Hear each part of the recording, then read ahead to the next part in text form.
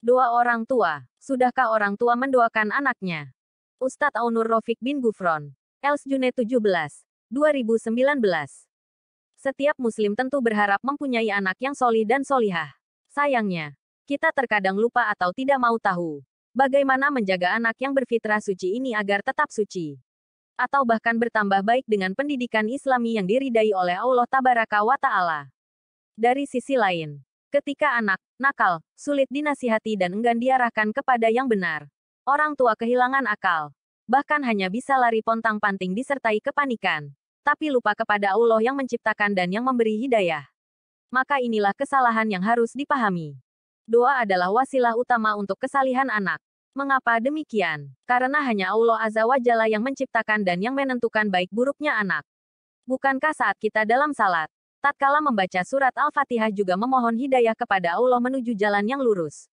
Lalu, sudahkah kita memohonkan kepada Allah untuk anak-anak kita? Bukankah sahabat Anas bin Malik radhiyallahu anhu memberitahukan bahwa Rasulullah Shallallahu alaihi wasallam juga sering berdoa, "Wahai yang membolak-balikkan hati, tetapkanlah hati kami dalam agamamu." Hari, Tirmidzi, 8/280, disahihkan oleh Al-Albani. Sudahkah kita sering berdoa dengan doa ini? Dan sudahkah kita mendoakan anak kita agar mendapat hidayah? Sudahkah kita berdoa kepada Allah untuk kebaikan diri kita dengan doa ini?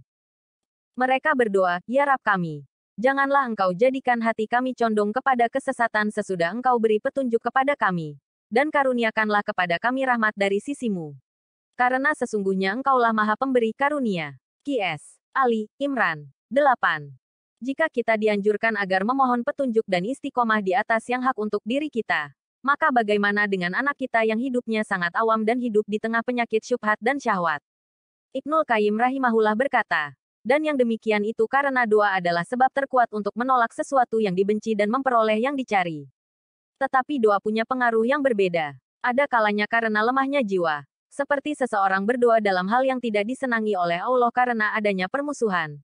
Ada kalanya lemah hatinya, tidak serius menghadap kepada Allah. Itu bagaikan busur yang sangat lembek, sehingga anak panak yang meluncur lemah sekali. Atau orang yang berdoa ini tidak dikabulkan karena makan dari hasil yang haram, menzalimi orang, kotor hatinya, sering melupakan ibadah, gemar main-main, seperti hadits yang dijelaskan oleh Imam Al-Hakim. Berdoalah kamu kepada Allah dengan hati yang penuh keyakinan bahwa Allah akan mengabulkannya. Ketahuilah bahwa Allah tidak akan mengabulkan doa orang yang hatinya lalai dan pelupa. Al-Mustadrak. Al-Hakim, 4/364. Disahihkan oleh Al-Albani. Begitulah ulama mengingatkan pentingnya kita berdoa kepada Allah Subhanahu wa Ta'ala, terutama saat kita mendapatkan musibah, seperti anak nakal. Namun kita tidak cukup hanya berdoa, memanggil Allah, tetapi juga harus menjauhi penghalang terkabulnya doa. Di antaranya, hati benar-benar serius memohon kepada Allah, disertai tekun beribadah menjalankan yang wajib dan sunnah, menjauhi yang haram, makan dan minum kita dari hasil yang halal, dan tidak terburu-buru meminta dikabulkan, dan masih banyak persyaratan lain yang menjadi sebab dikabulkan doa. Doa untuk kesalihan anak. Setelah kita memahami pentingnya doa orang tua untuk kesalihan anaknya, maka doa yang harus kita baca adalah doa yang diperintahkan oleh Allah Azza wa Jalla dan Rasulullah Shallallahu alaihi wasallam. Bukan doa katanya orang atau katanya kita. Oleh karena itu, kita wajib mengetahui kemudian mengamalkan doa yang masyhur, ada asalnya dari syariat. Doa setelah menikah. Orang yang baru menikah hendaknya memohon kebaikan kepada Allah Subhanahu wa Ta'ala atas istri yang dinikahinya dan berlindung dari kejelekannya. Karena istri berhubungan kuat dengan buah hati yang akan lahir nanti. Rasulullah Shallallahu alaihi wasallam bersabda, apabila seseorang di antara kamu menikahi seorang perempuan atau membeli budak, hendaklah mengucapkan, "Ya Allah, sesungguhnya aku mohon kepadamu kebaikan perempuan atau budak ini dan apa yang telah Engkau ciptakan dalam wataknya. Dan aku mohon perlindungan kepadamu dari kejelekan perempuan atau budak ini dan apa yang telah Engkau ciptakan dalam wataknya." Hari, Abu Dawud, 6/380. Doa saat mau berhubungan dengan istri. Suami istri pada saat akan berhubungan hendaknya berlindung kepada Allah, agar tidak diganggu oleh setan. Dan buah hati yang diharapkan tidak diganggu juga. Bacalah doa. Dengan nama Allah, ya Allah, jauhkan kami dari setan. Dan jauhkan setan untuk mengganggu apa yang Engkau rezekikan kepada kami. Beliau Shallallahu alaihi wasallam berkata, Siapa yang mendatangi istrinya lalu membaca doa ini, dan dikaruniai anak, tidaklah setan membahayakan baginya. Hari, Bukhari, 1/256. Memohon perlindungan kepada Allah buat buah hati yang baru lahir. Setan musuh manusia yang nyata. Anak kecil pun tidak lepas dari godaannya. Bahkan ketika lahir, anak kecil menangis karena disentuh oleh setan. Karenanya orang tua perlu memohon perlindungan kepada Allah untuk anaknya, agar tidak digoda oleh setan manusia dan jin. Rasulullah Shallallahu Alaihi Wasallam berdoa untuk perlindungan Al-Hasan dan Al-Husain. Beliau berkata, "Aku berlindung kepada Allah untukmu berdua dengan kalimat-kalimat Allah yang sempurna, dari setan, binatang yang berbisa, dan ain yang menimpanya." Hari, Bukhari, 3/1233. Juga seperti doa Ibunda Maryam untuknya dalam Qs. Ali, Imran ayat 36. Orang tua hendaknya berdoa untuk kebaikan diri dan anaknya. Orang tua yang ingin mendapatkan anak yang solih dan solihah sering membaca doa semisal Nabi Zakaria alaihissalam berikut. Wahai Robku, berilah aku dari sisimu seorang anak yang baik. Sesungguhnya engkau maha pendengar doa. Qs. Ali, Imran, 38. Atau semisal doa Nabi Ibrahim alaihissalam saat memohon kepada Allah agar dikaruniai anak yang solih. Wahai Robku, anugerahkanlah kepadaku seorang anak yang termasuk orang-orang yang solih. Quran Surat Ash-Shafat, 100. Juga doa hamba yang dirahmati oleh Allah Ibadur Rahman.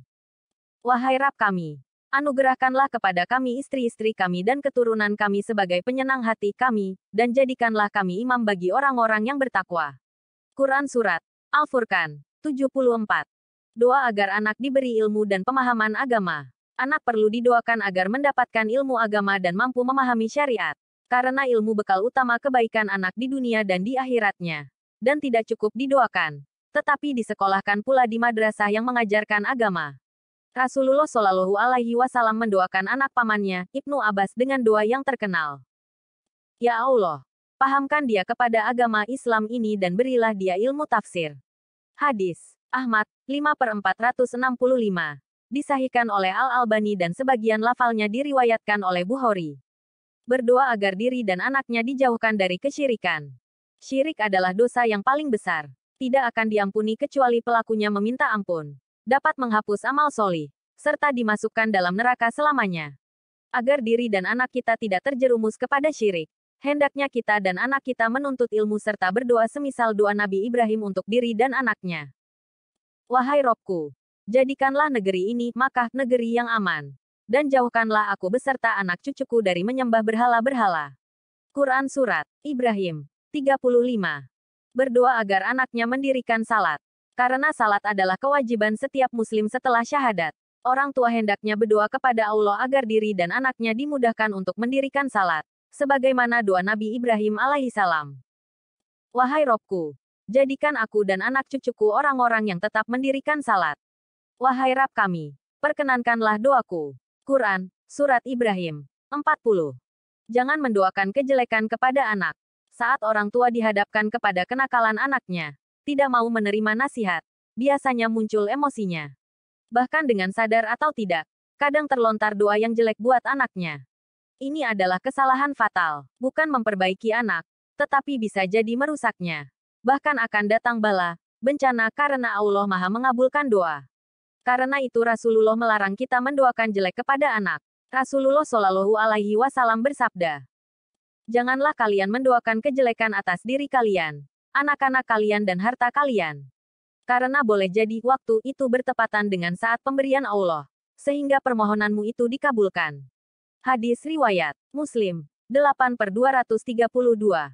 Ibnu Rajab Al-Hanbali berkata, hadits ini menunjukkan bahwa doanya orang yang sedang marah boleh jadi dikabulkan apabila bertepatan pada saat dikabulkan doa.